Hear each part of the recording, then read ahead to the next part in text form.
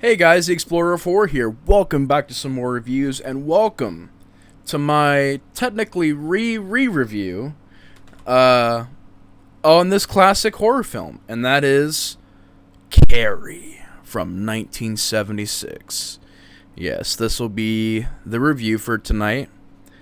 Of course, upgraded finally after many years of only having it on DVD. Upgraded to the 4K.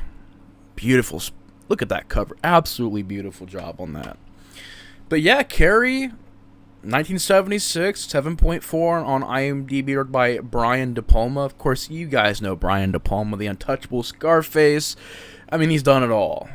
He's a very famous, well-known director. This is definitely one of the films that catapulted him to success.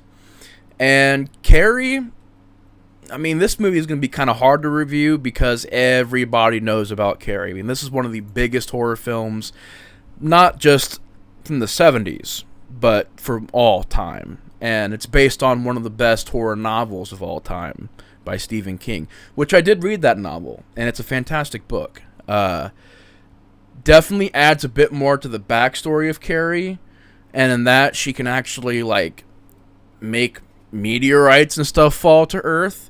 You don't see any of that in this movie, but you do have just a great, fantastic, both beautiful and tragic story of Carrie White, played by Sissy Spacek. Wonderful, legendary cast of this movie. Piper Laurie, Amy Irving, John Travolta, Nancy Allen, P.J. Soles, William Catt. I mean, my God, man, just an amazing cast. Of course, Brian De Palma directing does a fantastic job, and the story is a classic one. You got Carrie White, this shy, sort of meek, doesn't really say much at school, gets picked on by everybody. Everybody hates her. Her mom hates her. Her mom's a religious fanatic, played by Piper Laurie, and she gets beat by her mom and locked into a closet to pray. She's forced to pray to God. Everybody at school, and especially Nancy Allen, just hates her and tortures her at school all day, every day. And we realize that Carrie has an ability, that she has telekinetic powers, and she can move things. And as the movie goes along, prom is coming up. People are feeling bad because they pranked Carrie so much. William Catt, who'd gone to be in House from 1985. He is the boyfriend to the Sue Snell character, Amy Irving's character, which they brung back in Carrie 2, which I might talk about that in a minute. We'll get to that. See, I'm already burping and belching thinking about Carrie 2. But anyways, William Catt ends up taking her to prom. Some of the characters end up getting kicked out of prom, like Nancy Allen. She's hanging out with her boyfriend John Travolta in his first ever role in a movie.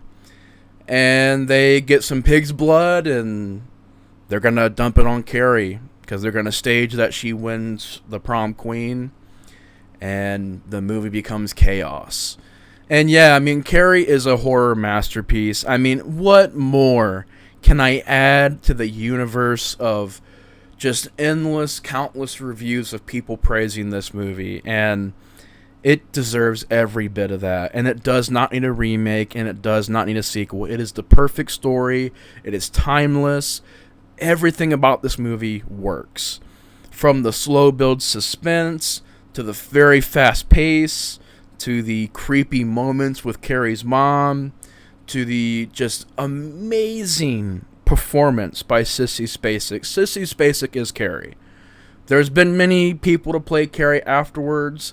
Sissy Spacek is Carrie. She's got this character nailed, and she wasn't even originally going to be Carrie, but she ended up having the most determination and ended up becoming the most, not really method, but really going all the way and making herself look like Carrie, and she really went all out for the part. And she does amazing. I mean, there's just shots in this movie especially in this 4K. This 4K even made it look more better.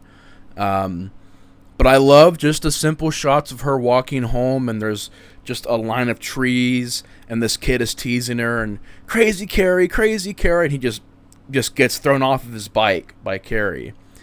The telekinesis scenes are pretty cool. They look pretty effective even to this day, of her breaking mirrors, making knives fly across the room and hit her mom. The prom scene, man, I got goosebumps watching that scene back. I really did. Watching just how De Palma edits that scene. I really love that scene. It's one of my most favorite horror sequences of all time. It really is. It deserves the credit it gets, because it's such a good scene. Because as a whole movie, you feel so bad for this character. You want her to get revenge. You're seeing her gain that confidence.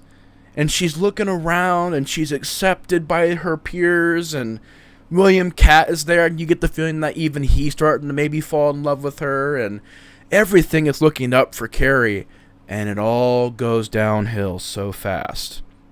And that moment when it goes dead silent, and all you're hearing is the drops of blood and the bucket swinging back and forth, and it drops and it kills William Catt's character. And it's just dead silent. And all she's hearing is what her mother told her over and over and over again in her head.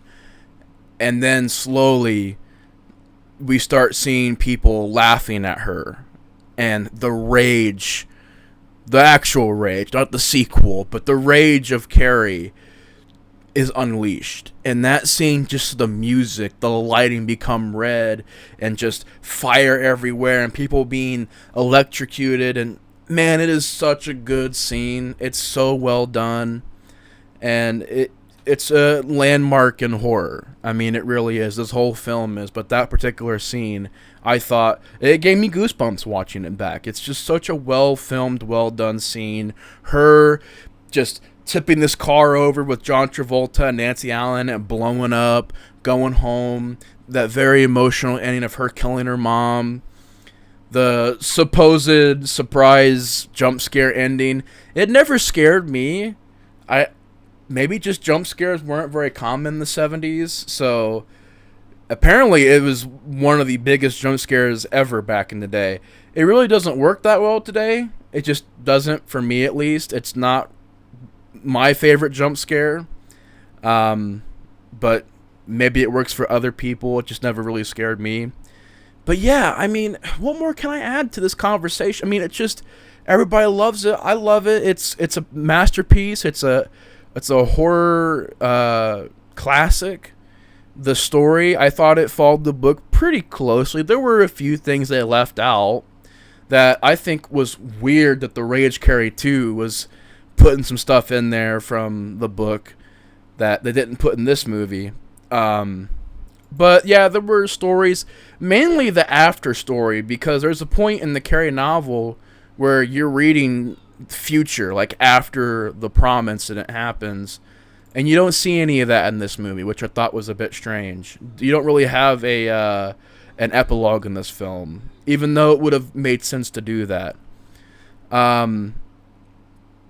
But yeah, I think everything is nailed. Like I said, I keep saying it over and over again. I apologize for that.